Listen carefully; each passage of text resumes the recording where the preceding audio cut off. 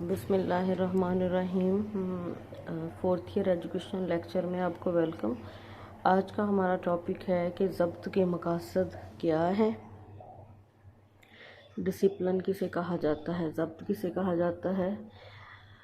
ضبط سے مراد ایسی صورتحال ہے جب خود کو انسان کچھ قاعدے قوانین کا پابند کر لیتا ہے اور اس کے مطابق جو ہے وہ اپنی زندگی بسر کرتا ہے۔ اور تعلیمی ادارے میں ضبط سے مراد یہ ہے کہ وہاں پہ جو رولز اینڈ ریگولیشن ہیں اس کو فالو کرنا اور اپنے نفس کو برائیوں سے پاک کرنا ہے۔ تو ضبط کے مقاصد جو ہیں وہ کیا ہیں؟ مدرسہ ایک معاشرتی ادارہ ہے جس میں مقاصد کے اصول کے لیے مختلف قسم کی سرگرمیاں جاری کی جاتی ہیں۔ مدرسے میں افراد کی ایک جماعت مقاصد کی تکمیل کے لیے سرگرم رہتی ہے۔ ان افراد کے باہمی تعلقات، حقوق و فرائض اور دائرہ کار کا تعین کیے بغیر تعلیمی ادارہ اپنے مقاصد حاصل نہیں کر سکتا۔ افراد کے انفرادی اور اجتماعی مقاصد میں ہم آہنگی اور مطابقت پیدا کر کے ہی تعلیمی ماحول کو بامقصد بنایا جا سکتا ہے۔ اس کے کچھ اہم مقاصد ہیں، اس کو دیکھ لیتے ہیں اب۔ ضبط کا مقصد شہریت کی تربیت ہے۔ ڈسپلن جو ہے اب بغیر مقاصد کے کوئی بھی کام نہیں کیا جاتا۔ پہلا اس کا کیا ہے؟ شہریت کی تربیت ہے۔ ضبط کا اہم مقصد فرد کو شہری زندگی کے آداب سکھا کر مفید شہری بنانا ہے۔ تدریسی عمل اور ہم نصابی سرگرمیوں کے ذریعے فرد کو شہریت کے عملی اصولوں کی تربیت دی جاتی ہے۔ یہ سرگرمیاں صرف اس وقت اپنے مقاصد حاصل کر سکتی ہیں جب وہ ضبط کے اصولوں کے تحت وقوع پذیر ہوں۔ ضبط کا مقصد اجتماعی شعور بیدار کرنا ہے۔ ضبط کے ذریعے فرد کے انفرادی جذبات کو اجتماعی ضروریات کے تحت اس کے اجتماعی شعور کو بیدار کیا جاتا ہے۔ اس اعتبار سے فرد میں اجتماعی شعور کی بیداری ضبط کا اہم مقصد ہے۔ یہی اجتماعی شعور فرد میں حب الوطنی کا جذبہ پیدا کرتا ہے اور ملک اور قوم کی خدمت کے لیے ہر قربانی کے لیے تیار کرتا ہے، یعنی اپنے ذاتی مفادات کو قومی مفادات پر ترجیح دینا۔ ضبط کا مقصد معاشرتی فلاح ہے۔ مدرسہ ایک چھوٹا سا مصنوعی معاشرہ ہے جہاں طلباء معاشرتی فلاح کے مختلف منصوبوں میں شرکت کرتے ہیں۔ کسی بھی منصوبے کو پایہ تکمیل تک پہنچانے کے لیے ضروری ہے اس کے مختلف اجزاء کے درمیان ضبط کی خوشگوار صورتحال قائم کی جائے۔ ضبط کے ذریعے ایک طالب علم پسندیدہ رویے سیکھتا ہے۔ یہ رویے عملی زندگی میں معاشرتی فلاح کا اہم ذریعہ ہوتے ہیں۔ ضبط کا ایک مقصد جو ہے وہ منظم زندگی کی تیاری بھی ہے۔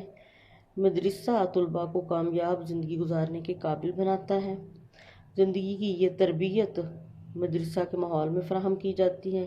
اس کے لیے ضروری ہے کہ ضبط کے اصولوں کو مدرسے کے ماحول میں نافذ کیا جائے تاکہ ادارے کی تمام سرگرمیاں ایک تسلسل کے ساتھ اپنے مقاصد کی طرف حرکت کرتی ہوئی ہمیں نظر آئیں۔ اگر مدرسے میں ضبط کی خراب صورتحال ہوگی تو اس سے طلباء اپنے آپ کو عملی زندگی میں منظم اور کامیاب طریقے سے شریک نہیں کر سکیں گے۔ اور ضبط کا مقصد جو ہے خود ضبطی کا فروغ بھی ہے کہ کس طرح جو ہے طلباء کو اس قابل بنانا ہے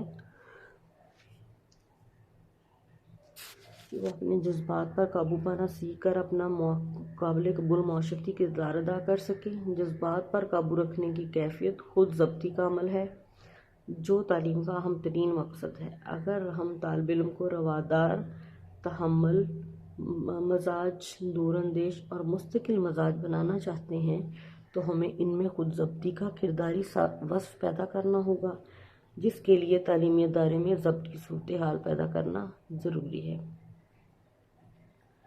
ضبط کا مقصد جو ہے شر کا پھیلاؤ روکنا بھی ہے کہ جو برائی ہے اس کو روکنا ہے۔ جہاں شر کا غلبہ ہو وہاں خیر کی نمو کے راستے محدود ہو جاتے ہیں۔ تعلیمی اداروں کے قیام کا مقصد شر کا خاتمہ اور خیر کا فروغ ہے۔ اس مقصد کے لیے ضروری ہے کہ تعلیمی ماحول میں ضبط کے ذریعے شر کے پھیلاؤ کی تمام ممکنہ وجوہات کا پھیلاؤ روکا جائے۔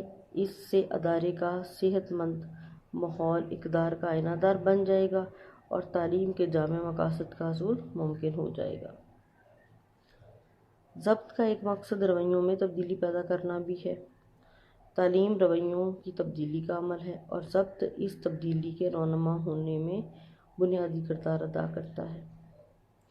ضبط کے اصولوں پر عمل پیرا ہونے سے طلباء کے رویوں میں تبدیلی پیدا ہوتی ہے اور ان کا معاشرتی تقاضوں سے مطابقت اختیار کر جاتا ہے۔ ان کا کردار جب کسی فرد کا رویہ تبدیل ہوتا ہے تو اس میں حکمت، بصیرت جیسی کرداری صفات پیدا ہوتی ہیں۔ یہ صفات ضبط کی بدولت ہی فرد کے کردار کا حصہ بنتی ہیں۔ ضبط کا ایک مقصد متوازن تعلیمی ماحول کا قیام ہے۔ ضبط کے بغیر متوازن، تخلیقی اور بامقصد تعلیمی ماحول ہم قائم نہیں کر سکتے۔ یہی وجہ ہے کہ متوازن تعلیمی ماحول کی کیفیت پیدا کرنا ضبط کا اہم مقصد ہے۔ تعلیمی ادارے اپنے مقاصد کے حصول میں صرف اسی وقت ہی کامیاب ہو سکتے ہیں جب ضبط کی خوشگوار فضا میں طلباء، اساتذہ اور تعلیمی انتظامیہ کو اپنی ذمہ داریوں کا انجام دینے کے وافر مواقع میسر آئیں۔ اس اعتبار سے ضروری ہے کہ تعلیمی ادارے میں ضبط کی صورتحال پیدا کی جائے۔ ضبط کا ایک مقصد جو ہے وہ فطری نیکی کا ظہور ہے۔ ہر انسان جو ہے اس میں فطری طور پر نیکی کا رجحان ہوتا ہے۔ ضبط کے عمل کے ذریعے فرد کو نیکی منظر عام پر لانے کے مواقع فراہم کیے جاتے ہیں۔ ضبط کے مختلف جو ہیں طریقوں کے ذریعے فرد کے فطری رجحان کو شر سے بچانا اور خیر کے قریب کیا جاتا ہے۔ یہی کسی فرد کا فطری کردار ہوتا ہے جسے ضبط کے ذریعے متحرک ہم کر سکتے ہیں۔ ضبط کے بغیر فرد کو سچائی کے اظہار کے قابل مشاہدہ مواقع فراہم نہیں کیے جا سکتے۔ ضبط کا مقصد اعلیٰ اخلاقی اقدار کی نمو بھی ہے۔ ضبط کے ذریعے مدرسے کے ماحول میں اعلیٰ جو اخلاقی اقدار کی نمو کو یقینی بنایا جاتا ہے۔ یہ اخلاقی اقدار کسی بھی مستحکم معاشرے کی بنیاد ہوتی ہیں۔ ان کے وجود کے بغیر معاشرہ اپنا وجود اور اپنے مقاصد کھو دیتا ہے۔